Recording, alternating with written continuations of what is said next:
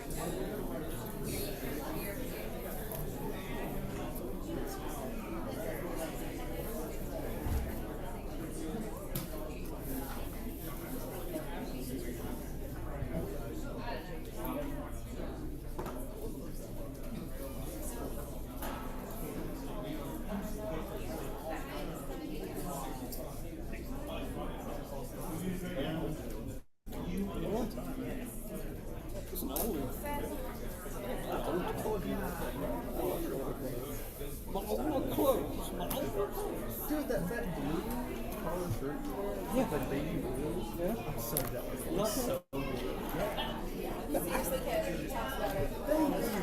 said he bought some shirts and I like you. You're 70. I'm actually just going to, this is more bad than it It's is. going to take a lot more than a shirt, I'm going to tell you.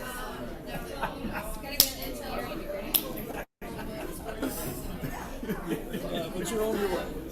God bless you.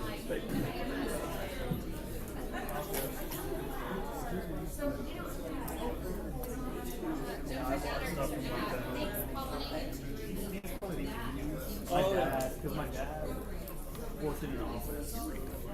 He was able to but not for very long. So all of a sudden, so I took some. There you go. I think we started meeting by saying hi. Hey, how are you? Good to see you.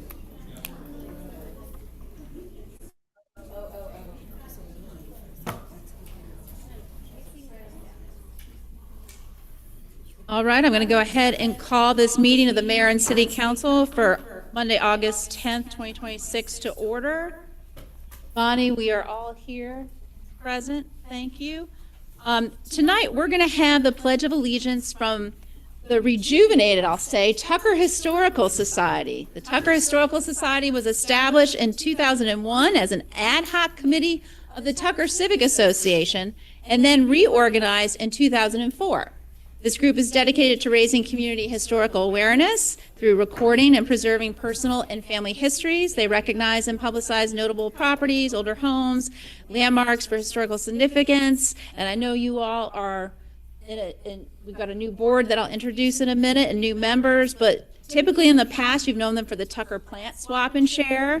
There used to be a society garden tour and the Browning Courthouse Day. But most importantly, you know, you're bringing the Tucker community together to celebrate who we are, past, present, and helping to build a bright future for us. So we're happy to have you here. We have Suzanne Borkert, Treasurer, Cheryl Hall, Secretary, Wanda Hudgens Spain, VP, and Donna Davis, Member. Thank you for being here tonight. Please stand and join us for the pledge. I pledge allegiance to the flag of the United States of America and to the republic for which it stands, one nation, under God,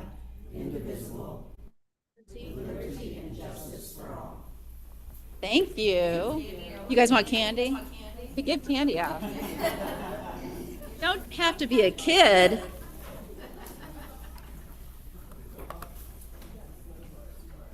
Because if you don't eat it, we will. All right, we're going to move on to public comments.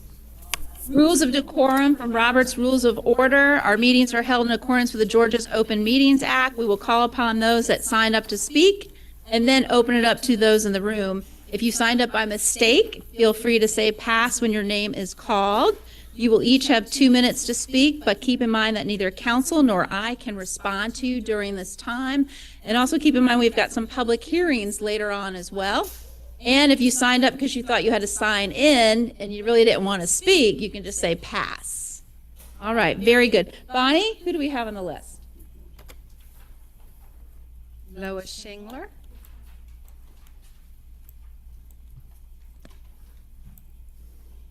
Good evening, Mayor, Council. I'm Lois Shingler. I'm a property owner, a business owner, been here for over 40 years. And I'm about to give you 2 minutes of really good news.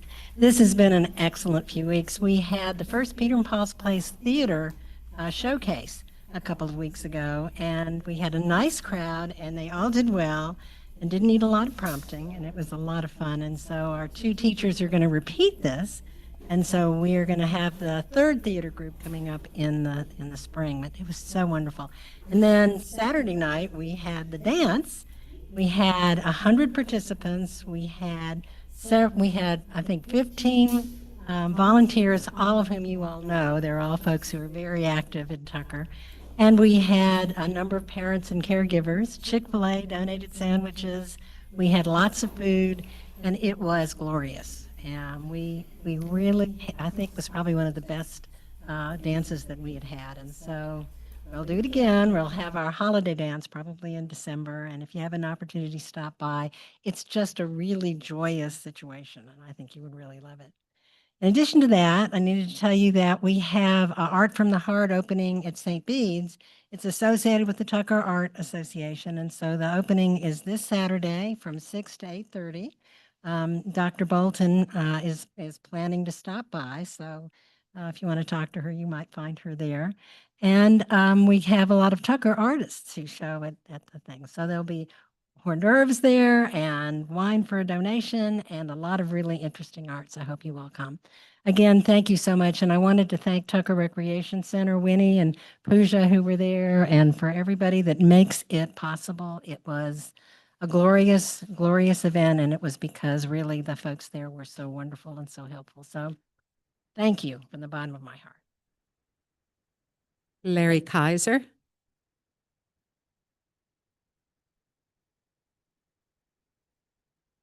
Good evening, Madam Mayor, members of council. My name is Larry Kaiser. I'm here representing the city of Clarkston and the Tucker Summit CID. So let's begin with CID first.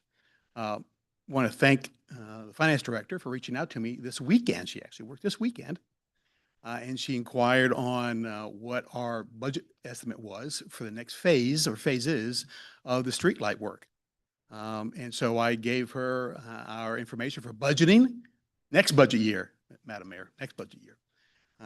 And so I gave her what our interest is, what our desires are for next phasing of the next streetlight program. And so she provided that. I gave that information to her. And so hopefully next year, when this is discussed with City Council, we'll be ready to go. And we'll have some budget numbers in front of you and in front of everybody to take a look at and discuss.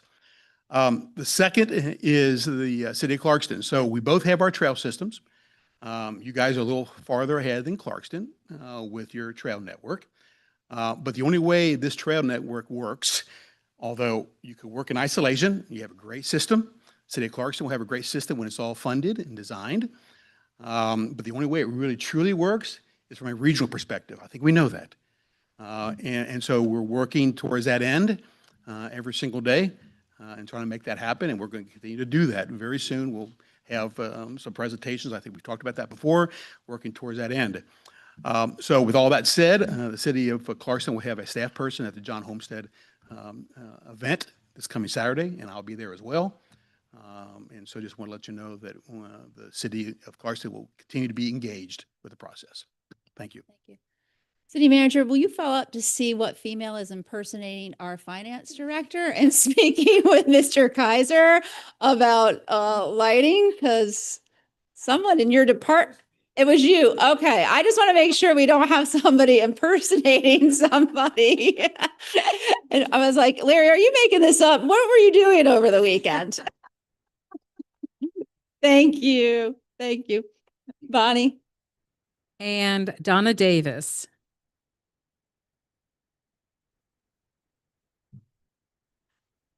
Hello, Mayor and Council. Donna Davis, Cardinal Woods.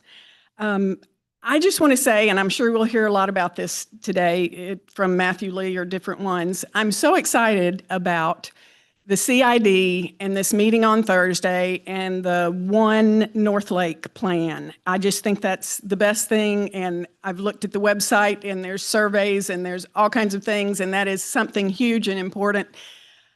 It's other than downtown, it's the next area, and I'm very excited about all that. And I really hope everybody in Tucker participates and comes and takes part in that. The other thing I want to talk about is you've seen me a lot up here for housing, and there's another housing issue, and you're going to talk about it a little bit tonight. And there's a 9-story vacant office building that is going to probably get an extension tonight, and that's something that I just wanted to say, that AT&T building. Those 216 rental apartments with the ones at all the Reed and the North Lake Senior Apartments and the Render, Tucker and all that, that's going to be like 863 rental units. And then we've got the luxury apartment units, the townhouses that are going to be sold, the Summit at North Lake, the Taylor Morris at the 2245 North Lake Parkway is now going to be 3-story townhomes for sale. And of course, views from Browning and downtown is going to be 4-story townhomes for sale. So all that to say, we have lots of rental units and lots of luxury multi-story townhomes.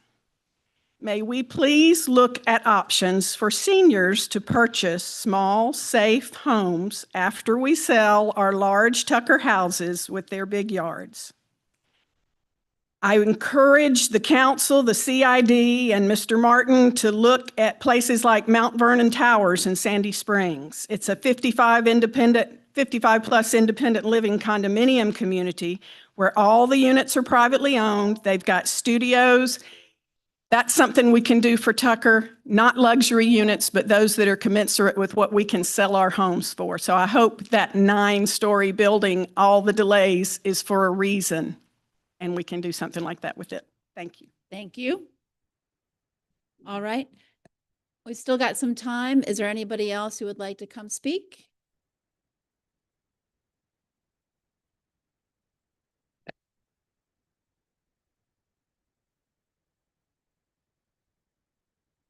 Matt Robbins, Idlehour Drive. Just two things we need to continue to remember. We had a great meeting last week on the roundabouts. Good crowd, serious opportunities to calm people down. The catch comes in, we have a lot of cars coming through Tucker every street. They're going to be coming down Idlewood very much for the next 300 days, 500 days, etc. We need to be patient. We need to give them an idea of how to get out of Tucker safely, etc. So the roundabout is going to be with us. Please, again, share that information as often as you can, because over the next years, you're going to be getting that information out. And then the personal to Anne and to her sister, condolences. Thank you. Told y'all we're not talking about that tonight. All right, thank you, Matt. All right, anybody else? All right, seeing none, I'll close that. We've got the mayor's remarks. We've got a happy belated birthday to Councilman Wynn. You didn't know I was going to do that. Surprise, surprise. The city of Tucker approved 17 new occupational tax certificates this month. 9 are commercial-based and 8 are home-based. Next important step, we've got a call to action for y'all. We're in the middle of a survey for our ADA. Sorry. Transition Strategic Plan. The survey is open until August 31st and can be found at engage.kci.com/Tucker ADA strategy report, or actually just go check out our posts on social media. That's a lot easier. Thank you. For upcoming events, we have the Super Mario Galaxy movie on August 10th and the last First Friday concert with Foozer on September 4th. Who's that? Foo Fighters, which we love, and Weezer. Okay, I love it. These are both at the Tucker Town Green, and details can be found on tuckerga.gov/summer. At first for this year, we are having, doggy pool party.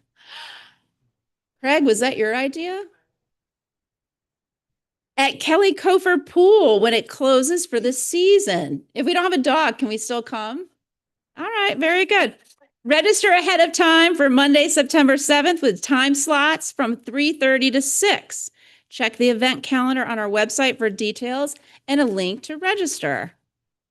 That's fun. I'm going to bring my cat. I'm just kidding. I don't know. All right. We're going to move on to F, approval of the agenda. Can I get a motion? I'd like to move to approve the agenda. I'll second.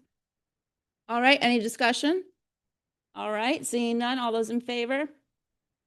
Is that all of us? Thank you. We're going to move on to G, consent agenda. Motion to approve the consent agenda. I'll second. Any discussion on the consent agenda? All right. Seeing none. All those in favor? That's everybody. All right. Board appointments. You're seeing a lot of this now on our agenda because we've got some board appointments to fill. So I'm asking you guys to consider for our Tucker Downtown Development Authority, Hanan Tef, who you read about, you saw his bio, and I'm going to pull it up because what I'm doing now is I am sharing people's resumes when we put them on our board because we've got a lot of incredible people in Tucker, and I know you know that, but I want everybody to know that and see the talent that we have here. So hold on one second. I'm going to pull it up. Oh, come on.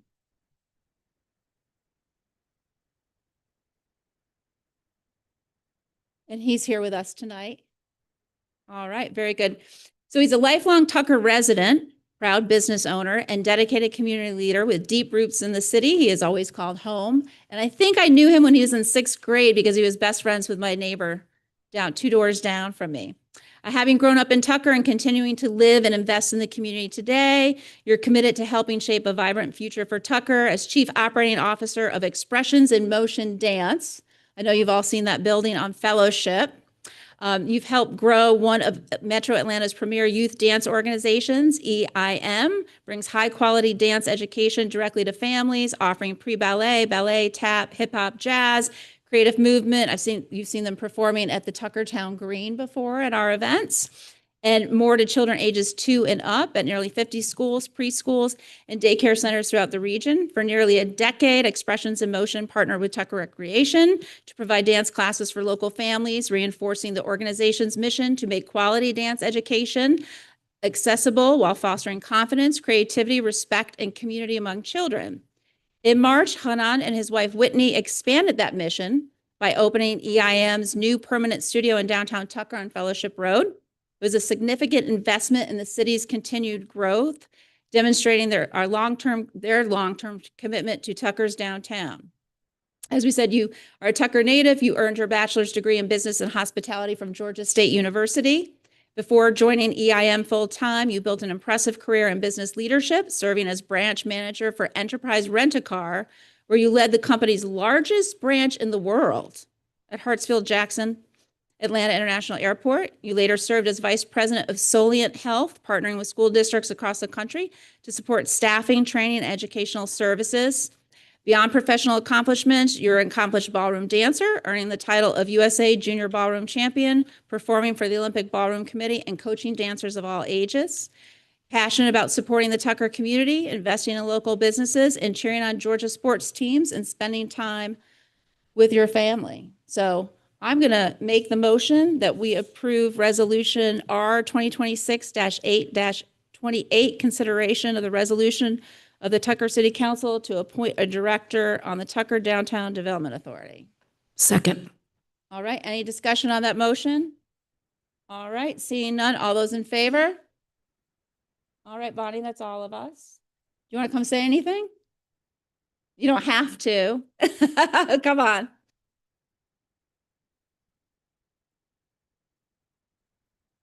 First off, thank you. And I appreciate it. I appreciate the opportunity to help out the community. Once again, born and raised here. Went to Georgia State and then went to Tucker. Lizzie was the first to go to Henderson Middle when they started the middle school program. Then went to Tucker High School, Georgia State, came back to the area, and our kiddos are still part of the community. So I appreciate everything you do for us, and I'm honored for the opportunity. Thank you. Thank you, and thank you for your investment in Tucker. We appreciate it. Thank you. Thank you very much. All right, excellent. We're going to move on to staff reports. That's Ishri.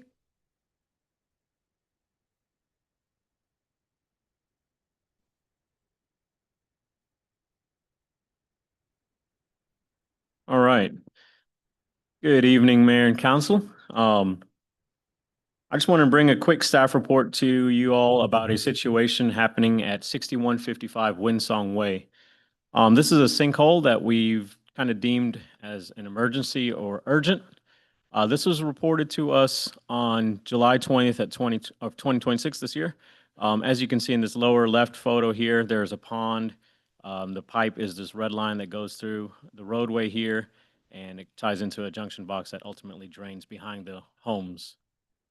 I'm out of time.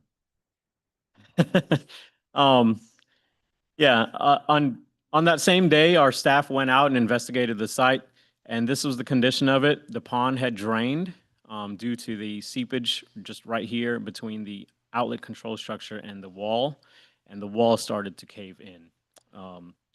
About 2 weeks later, we went back out to visit the site, and it had significantly gotten worse. Here you see the wall completely collapsed.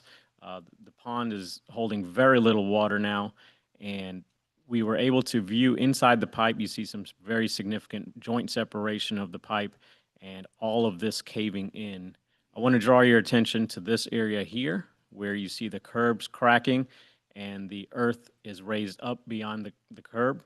That's generally not a good sign. That means water's getting in and infiltrating and really decaying the roadbed at this point. So I do want to, again, call this an emergency and urgent request for funding to repair this project. We went out on last week and secured the site, put cones and everything like that, but obviously that's not going to stop it from decaying. We just want to keep the general public away from there. So some of the next steps here, obviously put the cones and tape, and that's complete. We got some quotes from contractors to complete this work, and then obviously move to construction. If this authorization is approved tonight, we can get boots on the ground by the end of the week to start demoing the site and providing steel plates to get the residents access to their homes. I just want to have this map here. So the crossing this is the lake here, and we've got the crossing back here. So we've got 1, 2, 3, 4, 5, maybe 6 driveways with this one here that could be potentially impacted. So my ask tonight is seeking authorization for emergency funding with a maximum amount of $221,972 to get this repaired immediately. With that, I'll entertain any questions. Okay, I've got the motion. I'll make the motion, but I'm going to do questions now. Okay. Go ahead, Councilwoman Weaver. Thanks, Ishri, for presenting this. I know we have talked about, and I appreciate the report that the road part is the city's responsibility.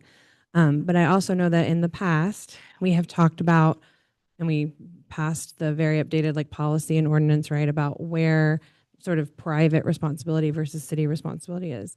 And so I have two questions. One, which is sort of about that, as it relates potentially to other future issues, not this one in particular, but others. And then I know we had been spending a lot of time doing an assessment of all of our infrastructure and our kind of where things were. Had this particular drain been assessed yet?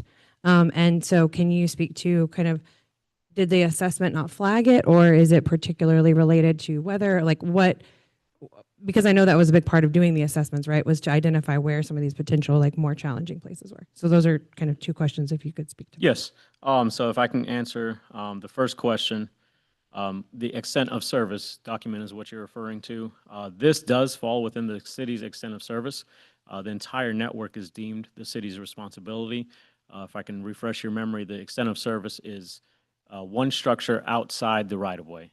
In this example here, you can see my mouse up there. This is the first structure. This is that OCS that you see in this picture. The right-of-way is this line here, this brown line. Same thing over here. So I'm sorry, this is the first structure outside the right-of-way. Outside on this side, this brown line here is the right-of-way, and then this little pink dot is the first structure outside. So that pink dot, the entire pipe up to this OCS or outlet control structure is the city's responsibility per our OCS. Secondly, regarding the inventory and assessment project that we started in 2023 and later completed in 2025, this network was deemed as fair. However, it just simply degraded very quickly. The footage that we have does show some of this joint separation, but not nearly to this extent. If this was an older, ongoing problem, you would see a lot of rust in this area, but you don't see that here. And this just shows that it failed very quickly. It does show that these rocks and things on top of the pipe were probably holding the soil in place, but with the amount of rain that we've been getting, it probably saturated and the rocks just couldn't hold it anymore. So yeah, hopefully that answers your question. And this is a unique case in where the city does own this OCS based on its own extent of service policy. Your hand up, Councilwoman Schroeder. Okay, excellent. Anybody else? Right. These are questions right now, right? Okay, and then I'm gonna make the motion. All right. Okay. So I move that City Council approve the emergency procurement of services and goods necessary to remediate the sinkhole conditions on Winsong Way by virtue of an agreement with Southern Premier Contractors up to an amount of $221,972. And that the city manager, city attorney, and city clerk be authorized to execute, draft, and attest to any written agreements necessary to accomplish the said remediation. Can I get a second? Second. All right. Any discussion on that motion? I mean, I just wanted to make the comment. I was shocked because historically, I was over there late fall, early winter, and I've been in that neighborhood a lot. And I noticed that the pond was drained almost completely. And I commented on one of the neighbor across the street. I was like, what's going on with the? So it must have drained really, really quickly. And I'm just so grateful that you guys are getting out in front of it. This is one of those incidences where I recognize it is a high dollar repair. I can appreciate and recognize the gravity of that. But to be able to jump on this really quickly with our own our own public works department is really gratifying, and it's a sigh of relief. So I really appreciate you guys keeping an eye on that and being very proactive to fix this situation, because we don't want to see the roads start to fail. I think that's what we're really, really concerned about here, is that those neighbors that are back behind, those 5 neighbors that are back behind, we don't want, something to happen where the road gives away, there's a car that falls into it or something like that. So appreciate you guys being proactive on it. Thank you. All right. Um, I appreciate that we have such a wonderful Public Works Department that can respond so quickly. I would highlight Mr. Sankar saying this is a unique situation with our extent of service. And the reason I brought that up was just because we have had people who feel like they're in a similar situation, even if the, you know, not using the right word, structures, the structures are not in the same places. And so I just want to highlight that for any follow-up because, and I would maybe recommend that we also get an update from the city manager at some point around when the next set of assessments. I'm particularly concerned about, you know, we have had a lot of rain. And so if there are other structures that were rated fair and looked fine at the time, but we have had some pretty significant flooding instances, I would love to get at least a assessment of things that were fair or poor so that we can see if there are other places that we need to kind of look back at so that we don't get into this situation. Okay, very good. I'm going to call the question. All right. All those in favor of the emergency procurement? All right, there we go. Thank you. All right, we're going to move on now to old business. Bonnie? We have an ordinance O 2026-07-13. This is the second read and public hearing of an ordinance to amend the comprehensive plan to update the Transportation and Trails Master Plan. Ken, that's you. And you have a tie on, so Yes. you mean business tonight. Just sit in the background tonight. Richard Fangman, as you all know him, he's presented multiple times. The Pond and Company. This is the second read. He has just a short presentation tonight because you've basically seen all the data before. So I'll turn it over to Richard. Thank you. Okay. Thank you. Great, thank you, Ken. Thank you all for having me here again to talk, and hopefully we've answered a lot of questions from you all and others, and I think that we've really gotten to where we've had a refined product that's really hopefully going to meet your needs moving forward. But certainly here to answer any questions that you have remaining as well. So just a quick recap, because I know we've kind of talked through these slides before in other presentations, but the elements that are in the plan are included the Comprehensive Transportation Plan update, which is a multimodal plan to look at pedestrians, automobiles, bicycles, transit, and truck traffic. Trail Master Plan, which is the shared use plan, looking at shared use paths, bicycle lanes, and neighborhood greenways. And then a new element, which is the Safety Action Plan, which has a high injury network definition, looking at safety as part of your project prioritization, safe routes to school, and this Vision Zero commitment part. Again, we had a lot of public and stakeholder engagement was really key as we went through this process, particularly having the stakeholder meetings to kind of follow along with that stakeholder group as we went through the process. And really appreciate all the comments that we got from the public along the way here. We looked at recommended types of projects by implementation phase. We've talked about this before, but again, we've got a lot of projects that are in that operational safety category and not as many projects in your capacity adding area. And that's really a lot of what we heard from the stakeholders. We're not trying to put big widenings and lots of roadway capacity here. We really want to upgrade safety, traffic operations, as well as building out this sidewalk and trail network, that multimodal. And one other thing I wanted to do, just forgot, but to give a shout out, Alta has been a part of this process throughout the whole time, and Andrew Corris here from Alta, and their team really was instrumental when it came to that sidewalk and trail network, and all those things you see in the appendix where they look through each corridor and all that. And so they really were a big part of this. So the master plan short-term project list includes, again, just a few capacity projects, mostly major intersection improvements, but also many intersection and corridor operations and safety projects. And so I know that's one thing we wanted to pull out is what are things that move forward, that move into your short-term plan.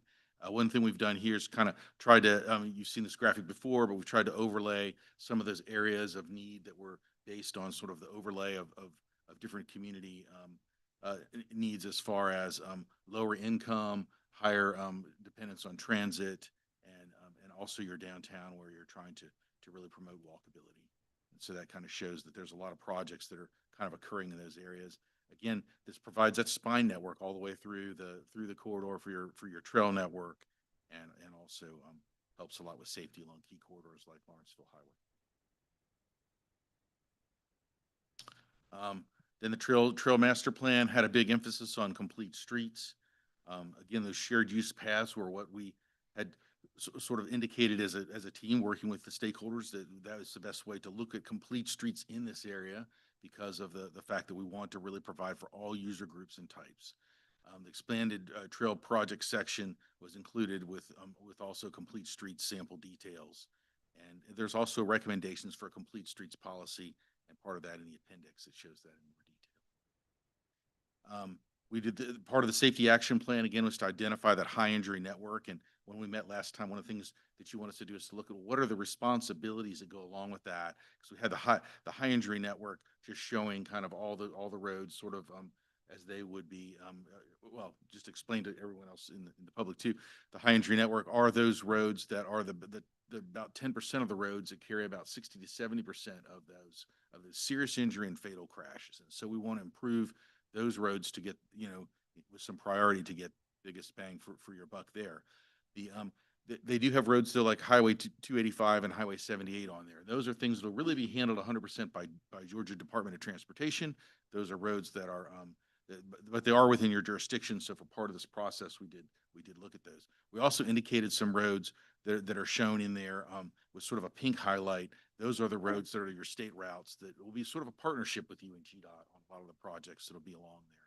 There's some parts of that you take on and some parts of that the Georgia Department of Transportation takes on. And then the ones that are mostly local roads are shown there as well. So that's kind of the network that we'll then try to emphasize in a few. And one of the questions we had received recently on that was, how does that relate to where these projects are?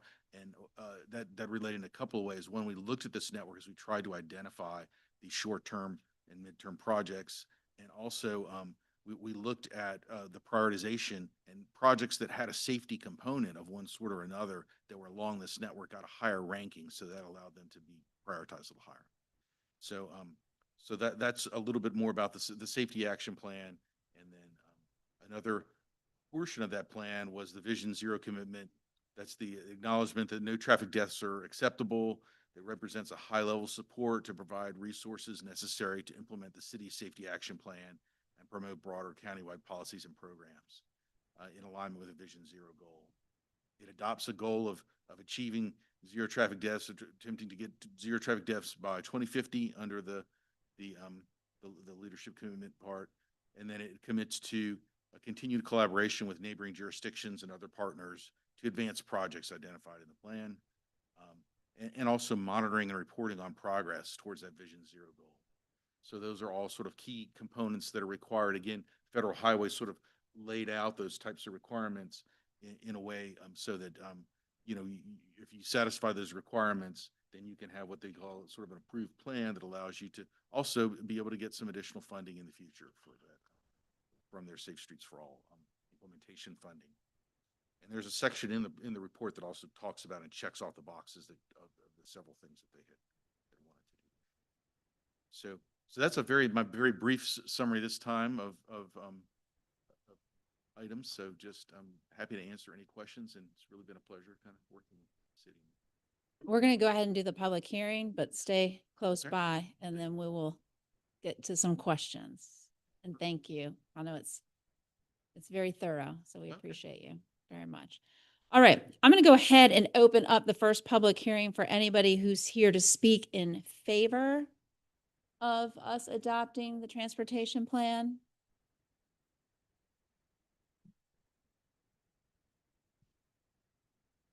All right, come on.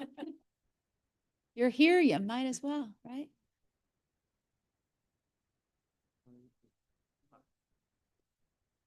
Speak in favor of it, but do I have an opportunity for a minute to say a few words, or only Yeah. say yes or no? Okay. You're good. All right. Yeah, it's a Very good. public hearing. Great plan. The only thing I would suggest is, and based upon what we are doing in City of Clarkston with our SS4A. We have discussed and looked at cross-jurisdictional projects. That was part of our grant application a number of years ago, and that's what we are doing with DeKalb County. So my only suggestion would be to reflect some cross-jurisdictional projects with the City of Clarkston. You know, there are a number of connections, Brockett Road being one of them, Brockett, Coolidge. There's also an opportunity to reflect, and I'm not sure if your trails master plan in itself that you did a couple of years ago, and I guess the one you have here now, maybe reflect the possibility of a dash line or lines connecting into the City of Clarkston. There's nothing in the application for SS4A particularly that says you cannot do that. Actually, it's encouraged. So I assume that this is also partially funded by SS4A, or you wouldn't be talking about Vision Zero. So I would suggest that there's some opportunity there. It only will it help you, it will help the City of Clarkston when we can go back a year from now and show, look at this. This plan actually shows some possibilities of connections. So I would suggest not closing it off at the border, but looking at other opportunities. But yes, I'm in favor of it. Thank you. Thank you.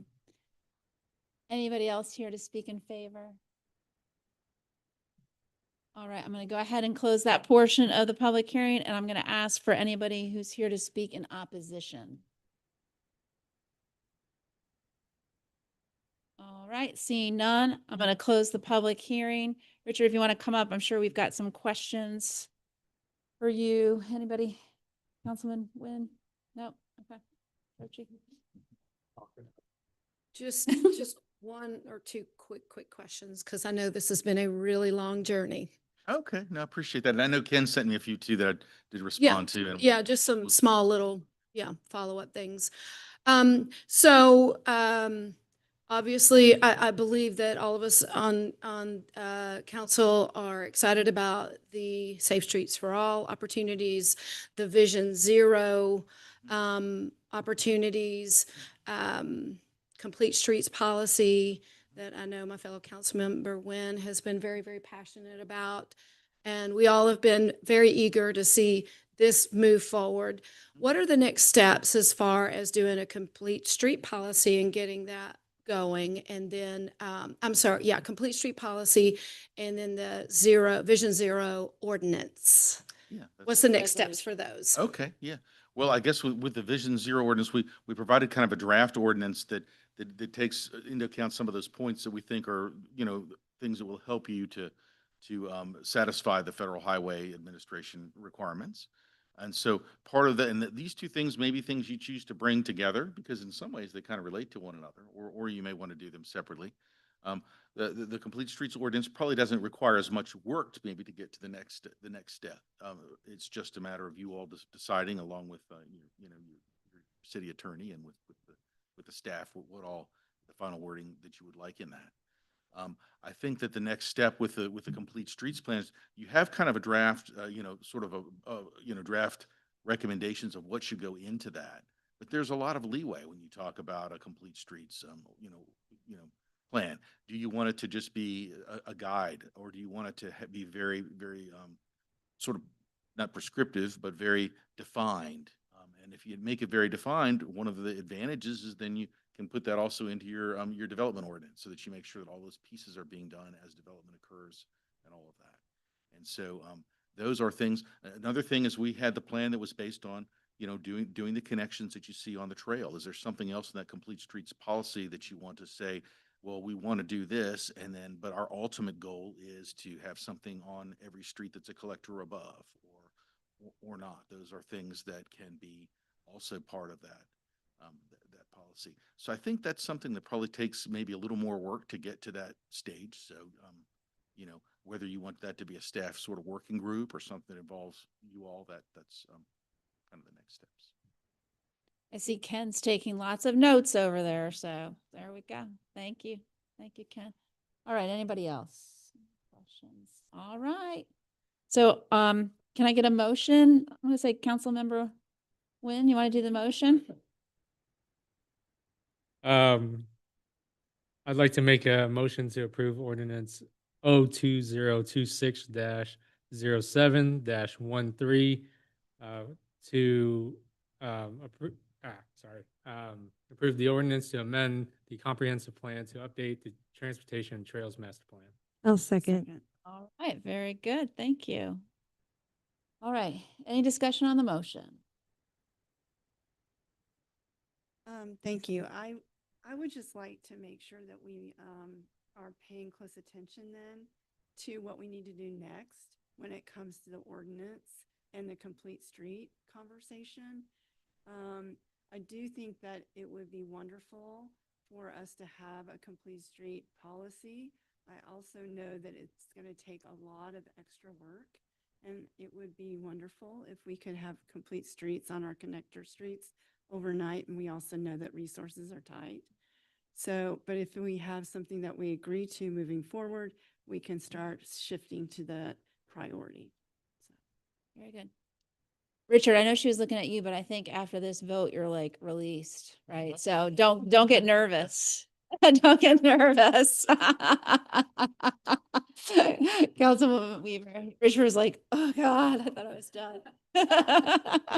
Well, I wanted to say just like, again, a big thank you because I really appreciate how y'all went back and addressed a lot of the concerns that some of us had and being able to like sort of talk through those to wrestle at least philosophically and conceptually with some of those things that I think will inform later where we end up landing on the final decisions around additional policies and things like that. So one, very much appreciate that. I also wanted to add that we, it may be talked about later, but we had the ADA a little stakeholder meeting last Wednesday, and a lot of the folks who were in that room really were the people that, you know, are who we are talking about in the plan when we talked about that like core area of people who have limited mobility, right, and don't have access to vehicles. And a lot of their comments did reflect the same thing that we're talking about, which is how do they get access to safe access to basic things like groceries and to work. And so it just really highlighted for me how important that having this like thoughtful process and having this being able to be adopted is going to be as we talk through how we make sure that all of our facilities broadly are accessible to people who need them most. And so I wanted to highlight that we heard from people that this is going to impact very quickly and meaningfully. I think particularly if we move forward with the Vision Zero policy like we talked about. So just wanted to add that. Excellent. All right. I'm going to call the question. All those in favor? All right. Very good, Bonnie. That's all of us. Thank you. Going to move on to K, new business. Thanks again, Richard. We appreciate you. Thanks to you and Pond and Alta. Thank you. K1. We have ordinance O 2026-08-14. This is a first read and public hearing of an ordinance to consider a 12-month time extension of SLUP 220002, which was approved on July 11th, 2022 per ordinance O 2022-06-42. Good evening. Most of you probably remember this from less than 12 months ago. But in 2022, Mayor and Council approved a special land use permit for multifamily over 24 units per acre to convert the office building at this property to multifamily units. Additionally, Mayor and City Council rezoned the front portion of the property for 80 townhomes. Those are actually under construction now. Site work finally begun, and they're prepping the site for vertical construction. So combined with the two projects, if both are developed, there'll be a total of 296 new units at a total of 21.56 units per acre. 216 units would be within that existing office building. The zoning ordinance states that if a building permit or other approval does not start construction within 12 months, then an extension or termination must be granted. The first one can be granted administratively by myself. Any further extensions or termination must be granted by this body. So the applicant has requested the initial 12-month extension back in 2023. That brought the SLUP to July 11th, 2024. Then Mayor and City Council granted additional 12-month extensions to bring the application to July 11th, 2025, and then July 11th, 2026. And the applicant has since requested another 12-month extension. Mayor and Council do have to review the extension request based on the SLUP criteria. So that's 20 criteria in total. Of course, that includes things like adequacy of the size of the site, compatibility with adjacent properties and land uses, creation of any adverse impacts, consistency with the requirements in the zoning district classification, and consistency with the policies of the comprehensive plan. Of course, we included the full staff report from 2022 in the packet, which reviews all of those criteria in depth. But from a high level analysis, staff did previously recommend approval of SLUP-22-0002. We also recommend that the SLUP be extended to July 11th, 2027. Staff believes that the request does meet the intent of the comprehensive plan in terms of primary land uses, a unique housing type, and the retrofit of a vacant office building. And staff will remind you that no changes to the previously approved conditions are permitted as part of this process. It's a straight up or down on the extension. And that concludes my presentation. All right, thank you, Courtney. So we've got a public hearing for this one. No, yes, we do Yes. as well, because it's a And the zoning. applicant's attorney is coming in the doors right now. All right. So I'm going to go ahead and open the public, Steve's here, open the public hearing for those who are here in favor. Hi, Steve. Here, Council. Yes, we would like to extend another year. As I said, 9-10 months ago, I'd be back. We have sold the land in the front, and the Taylor Morrison folks have started construction or well underway, and the site work is going on, and I think utilities are actually cut off to the building, which is a little concerning to us, but it's part of the process. And we have begun trying to get it financed. Actually, I have a call tomorrow afternoon at 4 o'clock. We're interviewing a guy to help us with some bonds for title type of financing. The financing markets remain difficult. Rents remain depressed. Costs have not gone down. So the returns don't really justify putting any money in it at this point, but we continue to strive to do that. And we do think that the highest and best use of the property is to convert it to apartments. I don't think that short of some user falling out of the sky that wants to use the office building and the parking deck, I don't ever see it being an office building again, but I could be wrong, but I doubt it seriously, given, the office market in Atlanta as a general statement is 30% vacant. So that's a challenge. And I think the only thing that would have made this even tougher mountain to climb is if we'd have spent the money to rehab the building to make it an office, or to improve the office building to try to lease it. So with that, if there's any questions, I'll be happy to address those. But we continue to meet our obligations. We paid the loan off; it doesn't have any debt on it. We continue to carry it. I give my financial partner all the credit for doing that, and so we have stuck with it, and we will stick with it. All right, you hang out for a minute All right. on the public hearing. So if there's I'm anybody else. not who's going here- anywhere. Thank you. Okay. Good to see y'all. Thank you. Anybody else who's here to speak in favor of extending the SLUP?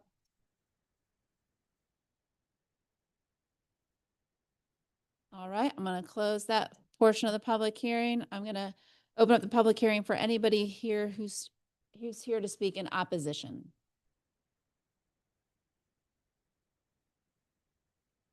All right, seeing none, I'm going to close out the public hearing. And then, are there any questions for Mr. Martin? All right, no questions. Can I get a motion? Oh, it's a first read. I'm rushing it. Sorry, Steve. Okay. Right. It's, I actually have a question, but I don't exactly know who it's for. So it's probably actually for Ms. Smith or Mr. Baggett. So as you were talking about what we could or could not, vote on in terms of extending it, you explicitly said we can't change the terms of the original SLUP, right? Which is focused on residential, right? That's correct. Correct. It was a SLUP for multifamily over 24 units per acre. Okay. So I guess just to follow up then, Mr. Martin, so in your presentation, you were talking about, you wouldn't be looking at converting to office. And so I just want to be clear for everybody, nobody is talking about that because that is your, like the SLUP is around the residential. I am concerned, and I think we talked about this when you were here in October, the fact that you just mentioned that your first meeting to talk about financing for the property is tomorrow at 4:30. So have you not been able to work on this particular part of the project since we extended the SLUP last? We've constantly worked on it. I mean, I guess I could explain it to you, but financing is very hard to get right now for anything. And so, to characterize it as we haven't done anything since then is wrong. I mean, we don't sit here and pay every month to carry the building for the heck of it. So we're very aware of what we have. Okay. I remember there being conversation about this particular part of the property was not the top priority. It was that first part of the property because we were keeping them separate, Well, they were separate. the more liquid path to get something done was selling the front. And that's what we did. Okay. Thank you. Right? All right. Any more questions? All right. We'll see you September 14th. Thank you. All right, Bonnie, K2. We have ordinance O 2026-08-15. This is a first read of an ordinance to amend the Tucker Code, Chapter 6, Animals. All right. Ted, do you want to speak to this?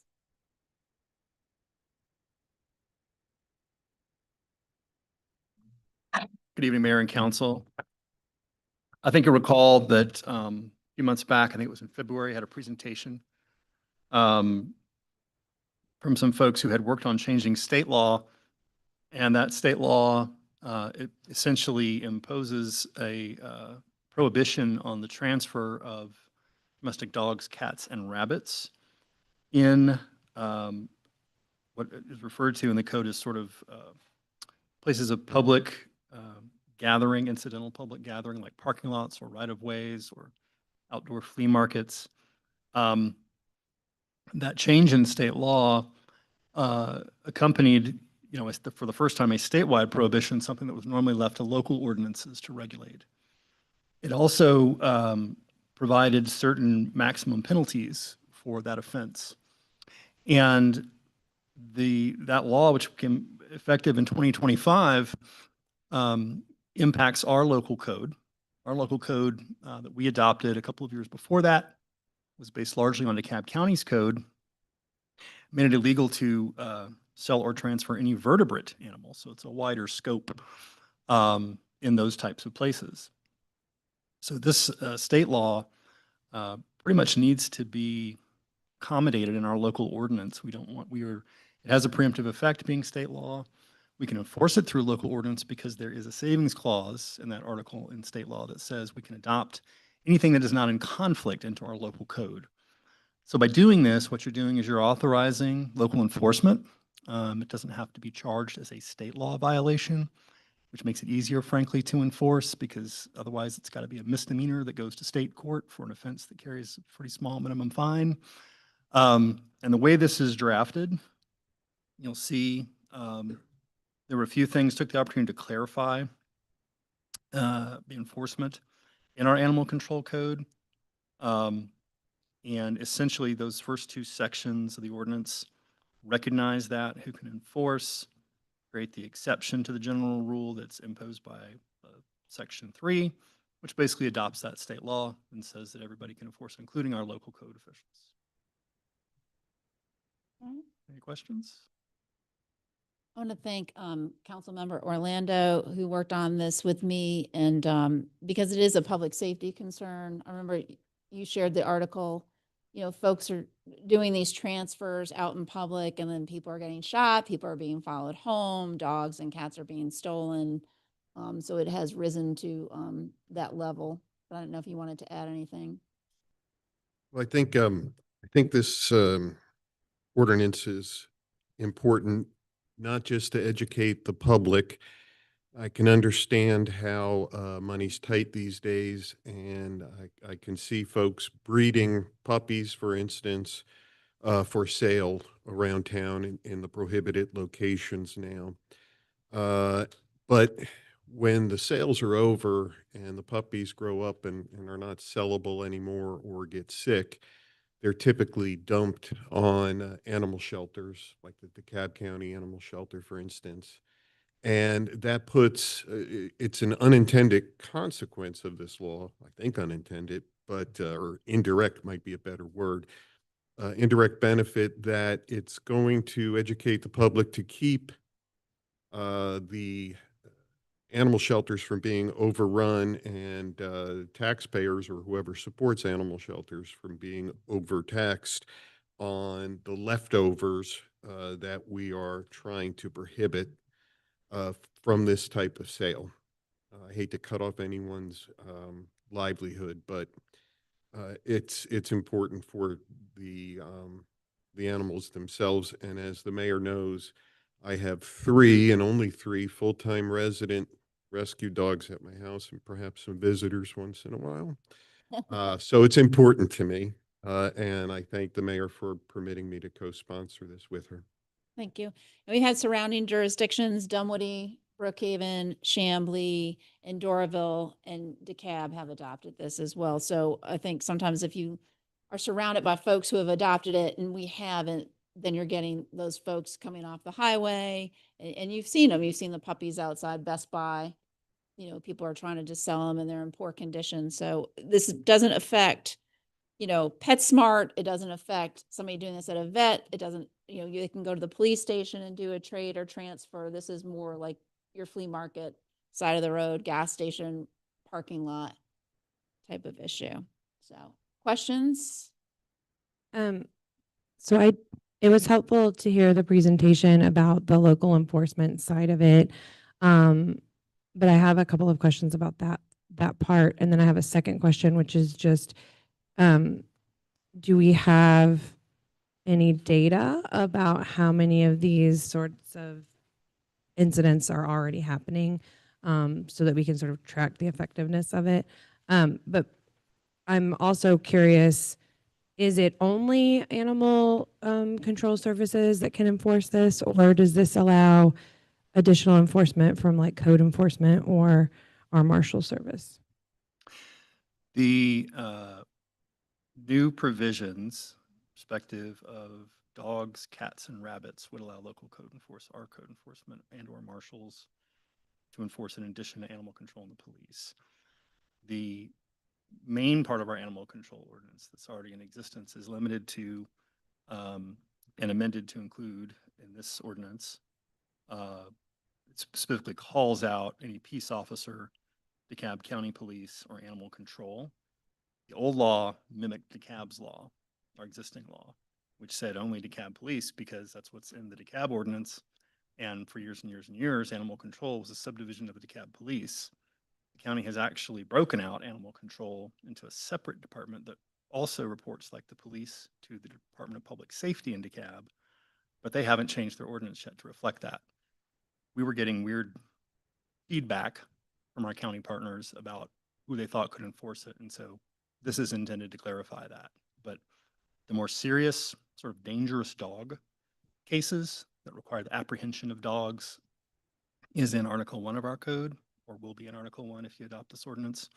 And that remains animal control, DeKalb, and general peace officers. Article 2, which is just related to the prohibitions on dog, cats, and rabbits sales, bring it down the state law. That's a wider enforcement because that's not going to typically involve the impoundment of an animal. It's just the delivery of a ticket. So we've included local. No, that's super helpful. Maybe we could revisit that Article 1 place, because we passed a ordinance a few years ago that we're all really proud of that doesn't seem to be able to be enforced, which is our off-leash law, and people are getting bitten by dogs still, and we're not enforcing it. So that's one of the reasons I wanted to see who all would be able to enforce this. Thanks.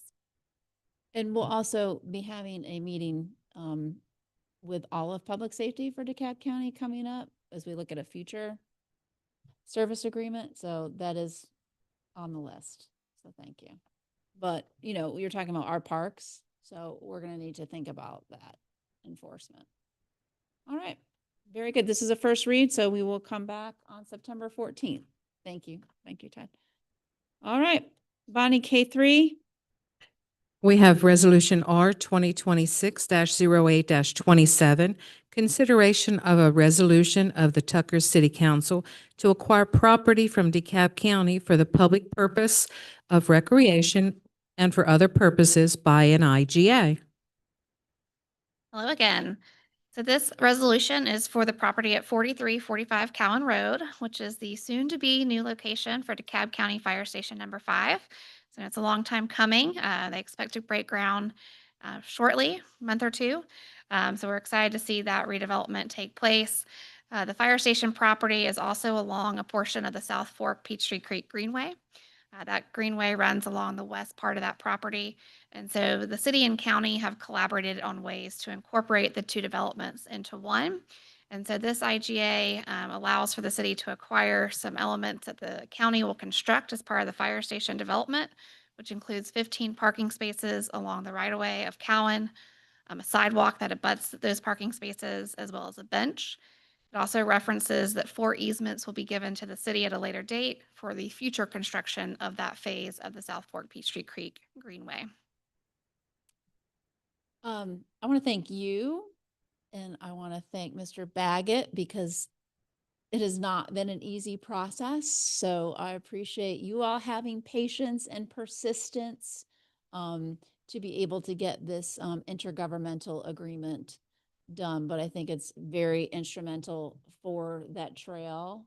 And I'm going to say the biggest piece is not this, but our firefighters are going to have a much better work environment. And many of you have been to Station 5 with Tucker Civic, and we do an event every year, stock the pantry. So, you know, you alluded to it's been a long time. I remember the first time we voted on SPLOST, the city was excited to help partner with that fire station. And how many years ago was that?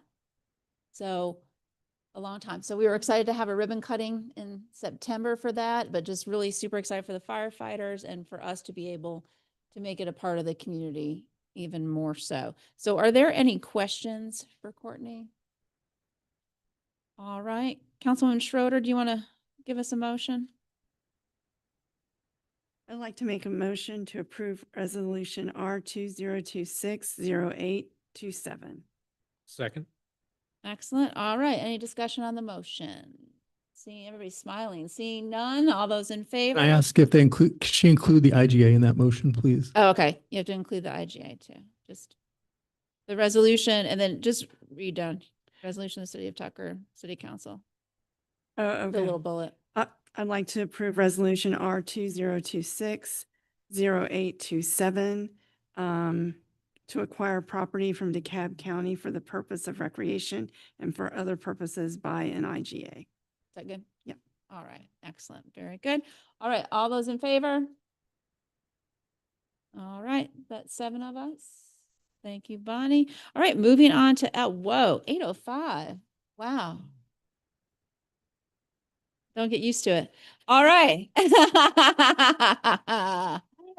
Let's move on to mayor and council comments. I'll start down here. Councilwoman Weaver.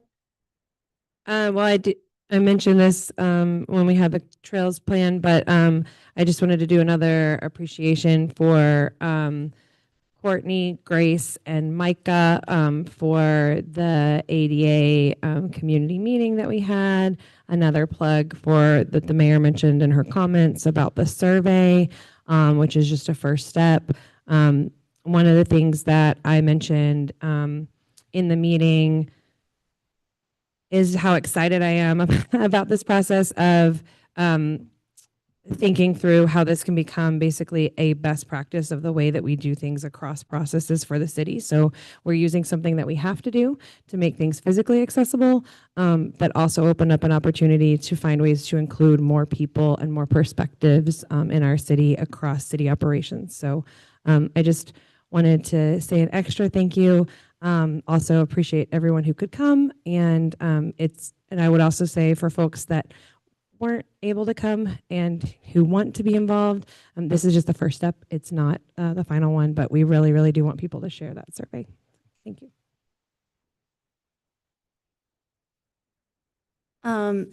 We are having a soft opening of John's Homestead Park on Saturday morning at 9:30.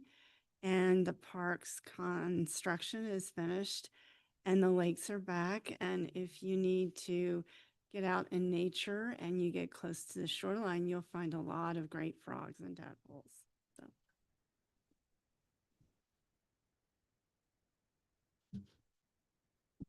Two things. First of all, the band and the Town Green First Friday, Friday night was really, really fun. Sorry, I kind of spaced out there for a hot second, but it was so much fun. I have not personally been able to make a lot of them this year because I've been working a lot on the weekends, but it was a lot of great energy. I had friends come from outside of Tucker and they're amazed at our Town Green. And it's just validating that our Town Green is doing everything that was our goal and our intent. And that is just a beautiful thing to watch. And then just to further validate that, you know, this Town Green is everything. We had a double rainbow that night, which I'm sure folks saw on Facebook and all that. I mean, it was like amazing. It was like had a little bit of rain and these two beautiful rainbows came out. So we're awesome, Tucker. I mean, I don't know how else to say it. We're just wonderful. So, and then a little bit more on a serious note, we quickly voted on the master transportation and trail plan, but I feel like that was really a huge moment for us to move forward. There's a lot of doors that can open now as a result of that, of approving that transportation and trail plan. And as Mayor Lerner said last month, it is like a 50-year plan. We're not going to get all of this done in our tenure or maybe even in our lifetimes, but it's a wonderful plan for us to move forward. We have been validated. I'm using that word a lot, but the community has let us know time and time again that trails and active transportation is a top priority for us. We've seen that in other plans. We now see it in this master transportation and trail plan. And I'm really excited to see what opportunities can open up for us to partner, as Larry Kaiser said earlier, to partner with other jurisdictions, other agencies to do some great projects. Thank you.